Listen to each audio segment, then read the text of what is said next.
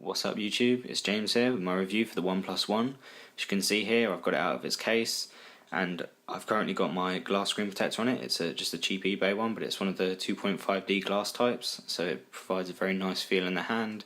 Obviously, nice protection on the front. Obviously for a 5.5 inch device, you're more than likely to get scratches on it at some point due to the sheer size of the screen, and this is covered with Gorilla Glass 3 as well. So it's highly unlikely that you're going to scratch this display, but if you do, obviously a screen protector will help. So having a quick look at the home screen, it's running CyanogenMod 11 at the moment, as of early January 2015. It's running CyanogenMod 11S, which is a custom version of CyanogenMod for the OnePlus. The partnership between OnePlus and CyanogenMod has actually broken down since they originally agreed the 2-year support plan. But they are providing updates still. I received one a couple of weeks ago to CyanogenMod 11 again, but this time it was a different version to build 44S for the phone. So as you can see, it's running CyanogenMod 11, and if we hold again, obviously it will take us to the KitKat screen. So you've got the little Easter egg there.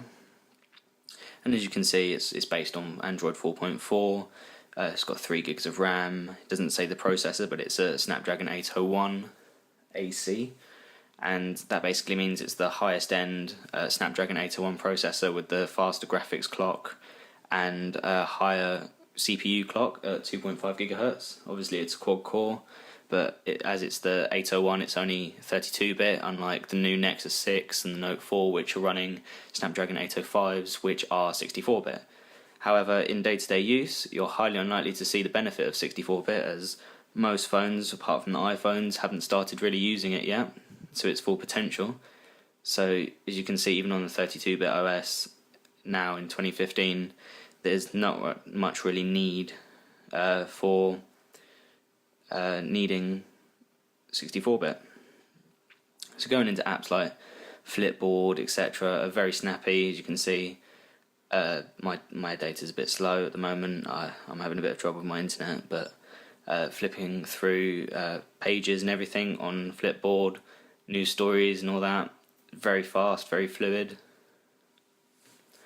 Looking at news stories, obviously got the capacitive buttons at the bottom. Now, something nice to know about the OnePlus is that you do have the option of on-screen buttons as well, so have a quick look at those. So we just go into the buttons menu and then on-screen nav bar, and then from here you can actually customize the buttons. You can change the backlight of the capacitive buttons as well. I actually have mine at 60%, although in the latest update the brightness of the capacitive buttons was increased significantly, so they are visible during the day now, as originally they were very difficult to see like they are now, but I do like to keep it quite dim because I know which buttons are which and what they do already. So going into things like, probably as most people do, they play games on a 5.5 inch device. Here we can see Asphalt 8. It's very quick to load. This is actually the first time I've run it on this phone. Give that a second.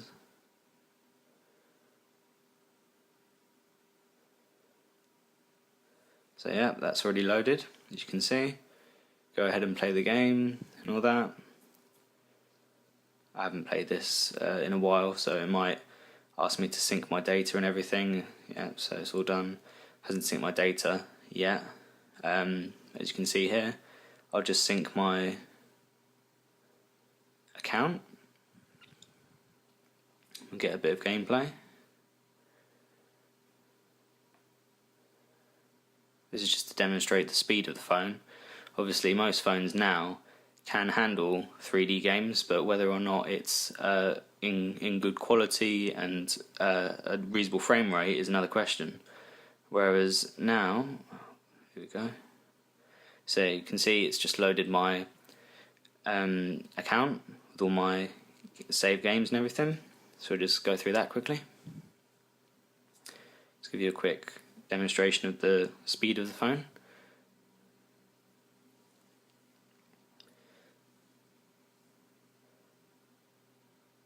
So the OnePlus is actually a very good competitor for the Galaxy S5, the Xperia Z2, Z3, a lot of most of the Samsung phones actually, even the Note series, due to its size, obviously being up there with the Galaxy Note 4 and the Note 3 in terms of sheer size. And as you can see on a screen like this, the gameplay is quite astonishing, really, especially with the frame rates that you get. You normally average around 50, 60 frames per second, even on games like Asphalt 8, which are quite graphically intensive, especially with the latest updates that they've been releasing for the KitKat ROMs. So yeah, that's just a quick demonstration of the gaming performance of the phone. We can now go down and download off the Play Store Antutu Benchmark, which a lot of people regard as the best benchmarking application for mobile devices.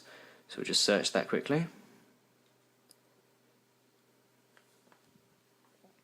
So as you can see, just click install, wait for that to quickly download. Apologies for the cut, my phone ran out of storage space, so in that time I've actually cleared the RAM and background apps to give the phone a better, more stable opportunity to show itself. So we'll just go ahead and hit test and just wait a minute while that loads.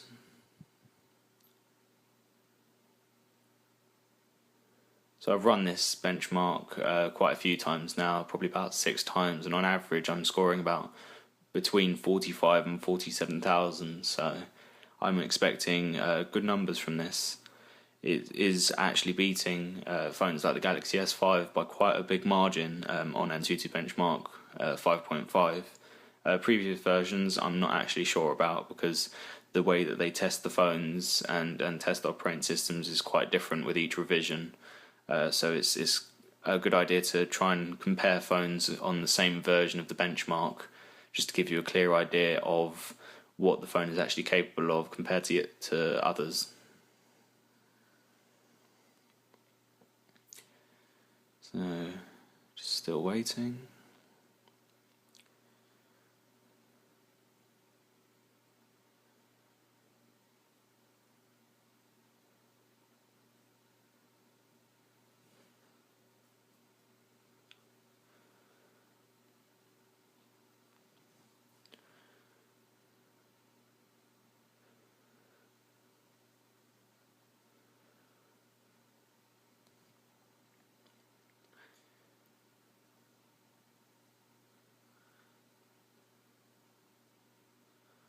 So as you can see, it's actually testing quite a few aspects of the phone, everything from the CPU integer performance to the RAM performance, and obviously the graphics will be one of the last things, as it's generally one of the most intensive tasks that the phone is put through during the benchmarking phase.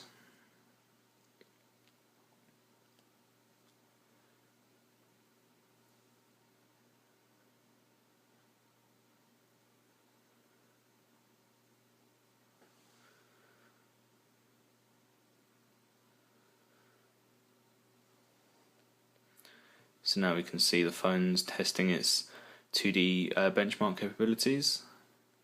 Obviously, being a 1080p phone, it's only going to run at 1920 by 1080 compared to phones like the LG G3, which I have owned in the past, that have 2K displays, so obviously displaying in 1440p.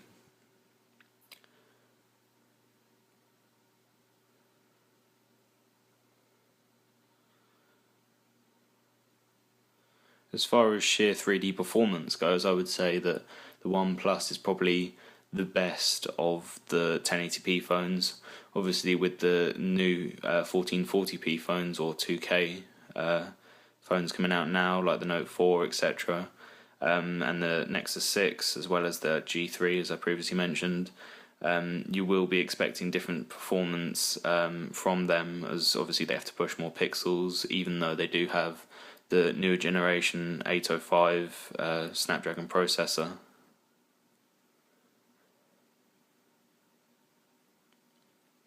So we'll just wait for that.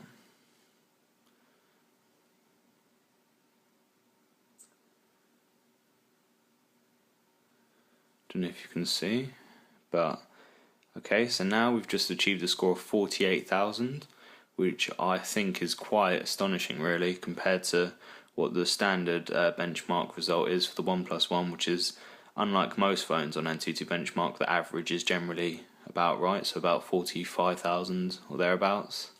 As you can see, it clearly beats phones like the HTC M8, the Huawei Mate 7, the Xiaomi Mi 4, the S5, as I mentioned. As you can see, there's quite a clear difference between the two, even though they are very good performers. Then going down to things like the previous generation Nexus 5, even though that puts up a very good fight, the OnePlus is still up there with the best. As you can see, the Note 4 and the Meizu MX4, which both run on the new 64-bit processors, are slightly faster because of their optimization. So as you can see there, so basically it gives you some information as part of the benchmark. It's all standard stuff. It tells you things like the aperture of the lens on the camera, the video specification, the megapixels of the camera, the density of the display, processor frequency, GPU frequency, and all those kind of things. And if you're into that stuff, then well, it's very interesting. But for me, I do like to see the actual performance of the phone as opposed to just the specs, because specs can mean one thing while actual performance can be another. And as you can see on this phone, the specs do actually support the fluid operation of the phone. I've only ever had one crash, and that's due to a buggy emulator that I've tried to run on the phone that caused me to restart it. But apart from that, everything has been totally stable. Everything runs fast, smooth, and I'm very happy with the performance.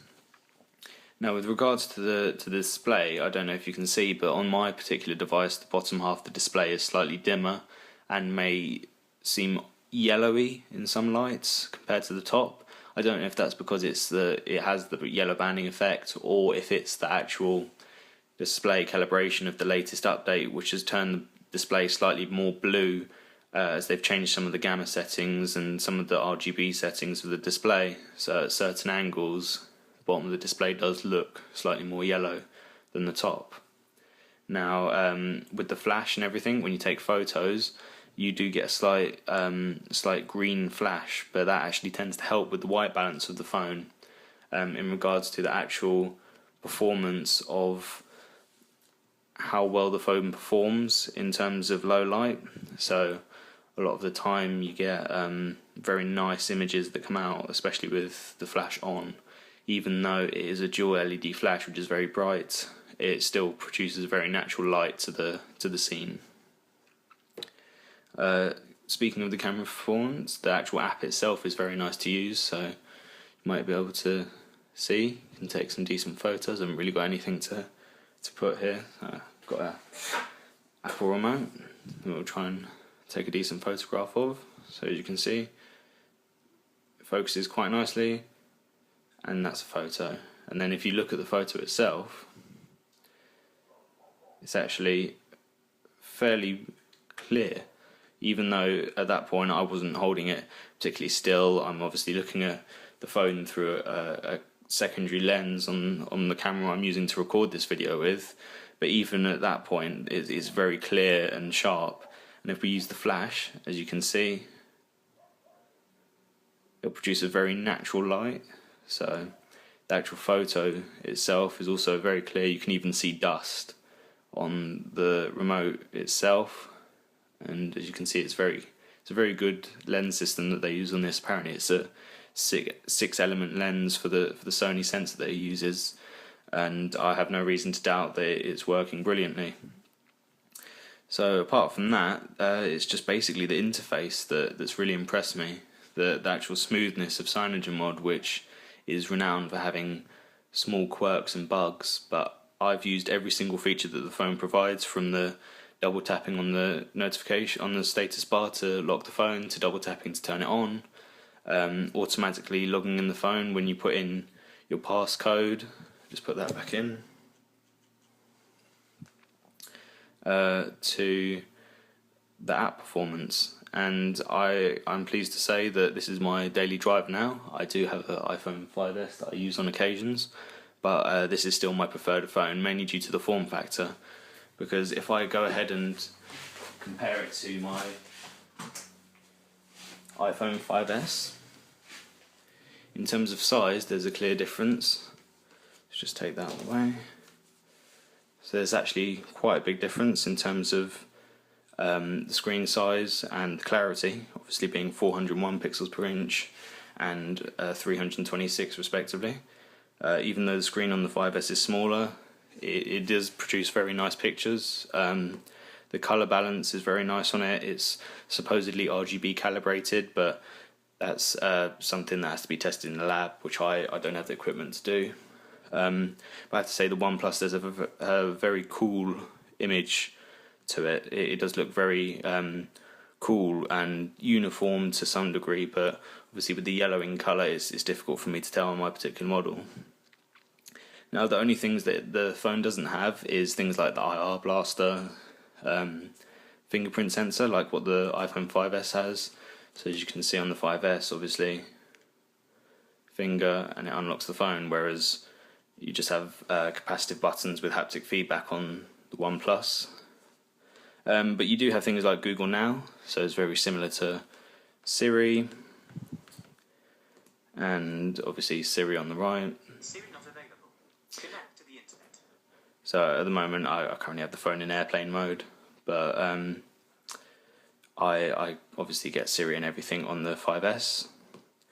But as you can see, even for a very big phone, it still has a very nice form factor. The screen actually makes quite good use of the bezels, and obviously with larger phones like the iPhone 6 Plus, it's quite easy to see how a lot of the space can be wasted just by creating a nice design, whereas with OnePlus they've actually created a chrome plated bezel with a nice sandstone back to the phone, and then had the glass almost floating on the top of the chrome bezel, and they've made very good use of the space. I mean, I don't have the biggest hands in the world, but it's a very nice grip on the phone that I can get, even with the case that I use, which is actually a Distronic case. It's a TPU one, so it's flexible and rubbery, and it can just be thrown in a sink and with some fairy liquid and washed if need be. But it's actually just a simple Distronic TPU case, which is very good. I'll just put it in now just to show you. Normally with phone cases that are really cheap, less than £10 normally, the ports and everything are very off-centre and so on, but on this it's very good. I mean, things like the microphone on the top, the headphone jack, camera on the bottom, the camera cutout and the microphone cutout, they're all very accurate, even on the bottom with the speakers and the third microphone, and yeah, even the buttons on the side are still very clicky. Don't know if you'll be able to hear that, but you still get a very nice click from all of the buttons. The only thing that is wrong with this case is the little bit where they've injection molded the case, but that doesn't really bother me because it still provides a very nice fit in the hand, and it's very comfortable to use for extended periods of time. So things like that are really, really useful when you have a larger phone. A lot of people think, oh no, 5.5 inch display is too big, but when you get used to something like a 5S, I mean, I can hold it like that, whereas with the OnePlus it's more like this. Now, I don't know many people that hold their phone like this when they're trying to type on it, but I know lots of people that would rather hold their phone like that in order to type. So a lot of people type with one hand while holding it in the other, and this phone's perfect for that. I think it provides a very good balance between a small tablet and a large phone. So in that respect it's perfect. And also for things like social media, the front facing camera is 5 megapixels. It's got a 2.4 f2.4 aperture on it, I believe. I'm not sure, correct me if I'm wrong.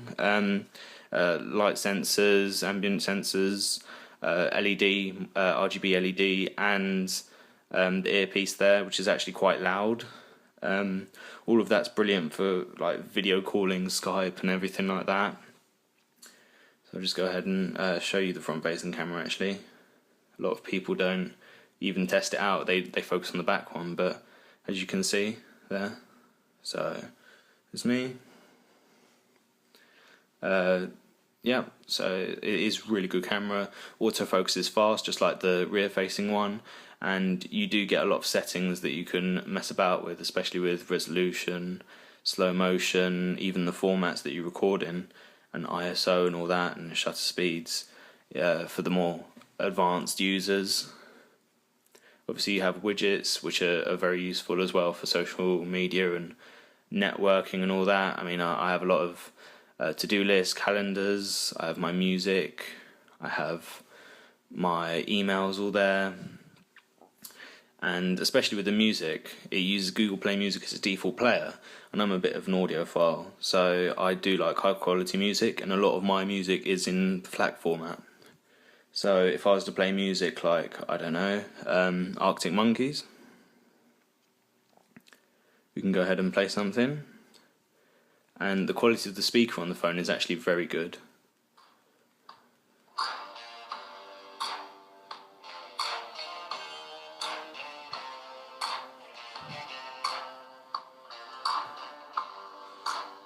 And it does actually have different presets, although at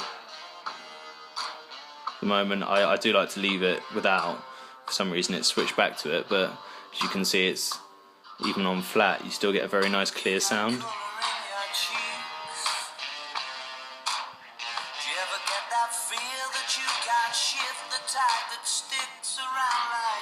And as you can see from the volume meter, it actually gets very loud.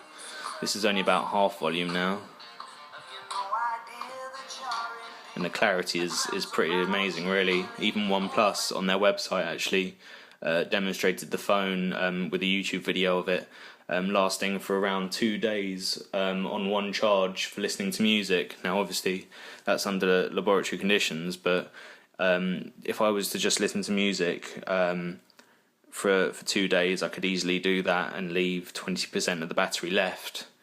At the moment it's on 88%. I've been doing quite a lot of background syncing and stuff, because I've just cleared the cache and everything on my phone, and I've actually done a factory reset to get rid of some dodgy apps that were keeping the phone awake with weight locks and stuff, and I've just waited for all of these to download, so obviously that's going to take up a bit of my data and battery percentage, but even before that it was lasting probably 2-3 days on one charge. I could probably get about 5-6 hours of screen on time with probably about 22 hours of total usage.